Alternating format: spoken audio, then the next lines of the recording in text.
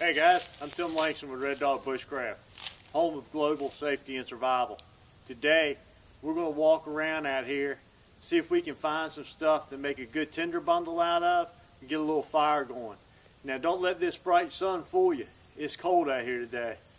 It's probably, I don't know, it's the upper 20s, low 30s, and it's been raining off and on. Everything on the ground is pretty much wet, so we're going to have to find some stuff that's up off the ground. We're going to walk around, see what type of materials I use to get a fire going when we've got these type of conditions. So stay with me. We're going to do a little walkabout and see what kind of materials we can find.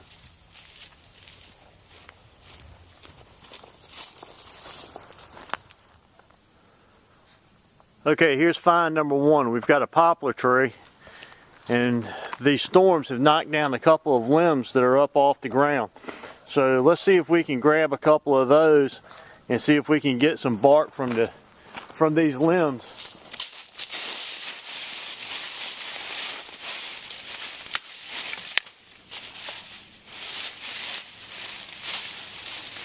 Here's what we want right here. See this inner bark peeling off here?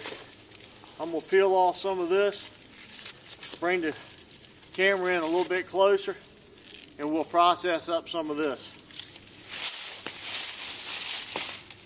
That's a good find. All right, get you down here where you can see what I'm doing.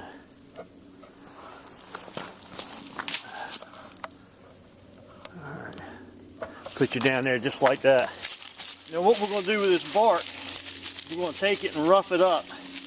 I don't want the outer bark. I want that to go away. What I want is this inner stuff. And as I shred and process this, see how it gets all stringy and fibrous like this? Now one thing you can do, this is still a little bit damp. You put it on your face, and if it's cold, that's a pretty good indicator. But I'm just going to rough this stuff up. Just keep processing it down until it gets finer and finer. And this would be a nice place for us to put our ember or to strike our ferro rod in. A good place to start out our tinder bundle. I'll go ahead and process this down some more and get rid of this outer bark, and we'll continue our walk and see what else we can find. We'll put this in our bag. Okay, here's the next thing we're looking for. You can see this grass here that's up in the air has been blown. We're going to grab and pull just the tops of that. And anything that comes, that's what we want. Anything that you have to break off, we're going to leave. We're going to grab plenty of this. And right here beside it, move the camera here, we have some of these taller weeds. Now I'm not exactly sure what you call this, but I know that that stem is hollow and pithy. It snaps off, and it has all of these fine little seed pods, or what's left of the seed pods or flowers at the top of it. So we're going to grab some of that, and that'll be a good backing for our tinder bundle. So I'll grab some of both of these and we'll move on. Okay, here we have the pine tree, and down on the bottom we've got a bunch of dead limbs. Now this stuff is protected, and the bottom limbs have died off, so they should be nice and dry. To find out, we'll just take those and just snap them. And if they break right off, these things are full of resin, and these are going to be what we need to sustain our fire once we get our tinder bundle lit. Now everybody likes to just grab these things and break them off little pieces at a time, but what I recommend is just break the whole thing and take the limbs back to your camp or where you're going to start your fire, and then you can process this stuff up a little bit further there. So I'll grab a couple more of these. Won't be starting a big fire, but have enough where it'll get burning so you can see what we're doing.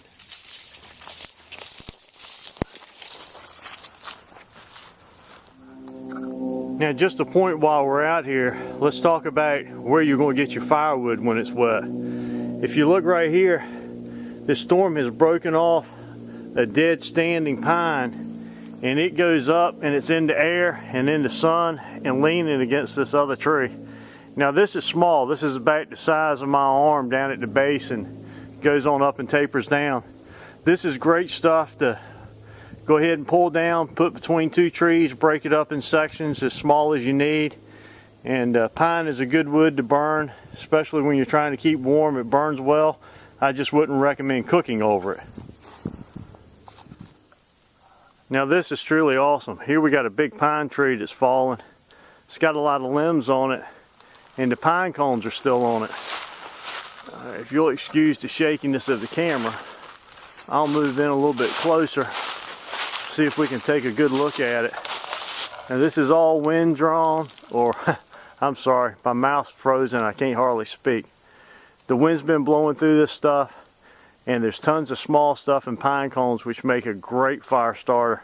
Once we get that bird's nest, or that tinder bundle going I should say, this should take off with no problem at all. So I'll collect up some of this and we'll go back and see if we can get this fire going. Now as far as our fuel wood goes, this pine tree that's down with all of these limbs that are up off the ground, that's going to be about as good as we get. And if we wanted to use a method to where we made feather sticks, this would be a great opportunity to grab some of this. I should be able to break this right off. Oh yeah. So we'll take a piece of that back with us too.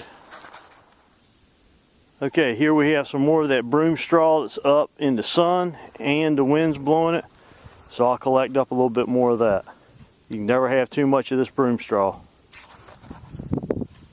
Okay, so let's talk for just a minute about what we have. Now right here, we've got that inner bark from that poplar tree, and we've processed this up a little bit. And there's some fine stuff in there, but there's still some bark and stuff in it. But by lighting it by a lighter or by a ferrocerium rod, it should be okay. And then we've got some of that straw. We've broken that down and torn that up. And while I was out there, one of these plants that I have to hold this all together actually has some of these little seed pods in it. So we're going to put some of that in the center with our bark. We have our tall weeds, and then some of that hollow or pithy stalk, windblown weed that we picked up. And then lastly we have our pine that still has the pine cones on it. And while I was out, I actually found a little nest. So we'll save that for another time. And you know, a little animal nest makes a great little tinder bundle already set up, and it's pretty much ready made and good to go. So I'll finish processing this up and we'll get to how to actually build our system and then go for a light. Okay, I know we're running a little bit long. I didn't want to go to part two, so I'll try to start building this thing. Now the first thing I'm going to do is take that little seed pod, open that up and put that inside of this inner bark. And I'm going to lay that right here in the center of all of that pine straw. And then I'm going to take these tall weeds, and I like to break them about 3 times, get the finest stuff up on top, and lay my bundle on top of that. And then the heavier weeds here, I do those the same way, breaking them 3 times. Finer stuff goes on top, and then the whole tinder bundle gets picked up and set right on top of that. So you see what I have here. I have a way of holding this, and I just kind of arrange that down a little bit, trying not to smash it down, and put some of that finest stuff right there in the center. Alright, and then I have my pine here. I have my very small stuff, my pencil size stuff, my fuel wood stuff, and then I have all of the pine over there. So let's go for a strike, rushing this up. Well, look at that. That's awesome. Now once you get flame, just gently pick this thing up and just turn it over on itself so that it can get plenty of air in there. Add our smalls, our medium crossways, some of this other stuff here, and then we can just take all of this pine here and just lay it on top. Okay? A little bit of fuel wood on top. Grab my leatherman tool before that burns up. Get my little bird's nest out of the way so we can save that for next time.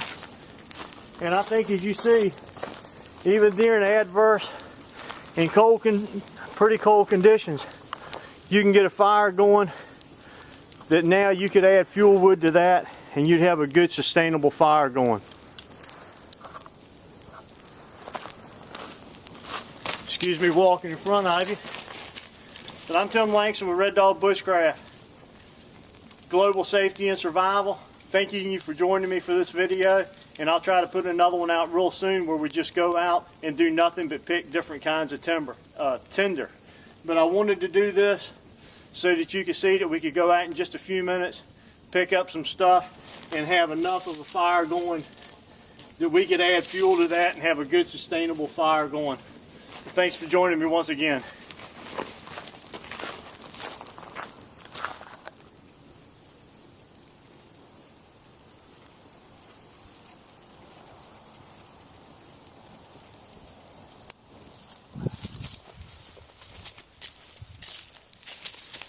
Alright guys, the key I want to make here, a couple of points.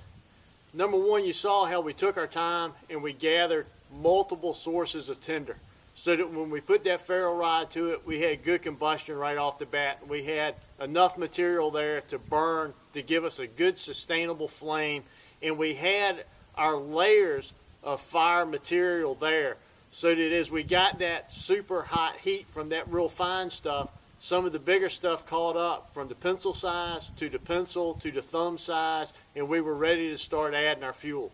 The other thing that I want to stress is that if you're getting ready to do this, it's better to take your time and do it right the first time. You never know how many chances you're going to get, and it's better to spend a little bit more time and get that heat going. You'll be a lot better off.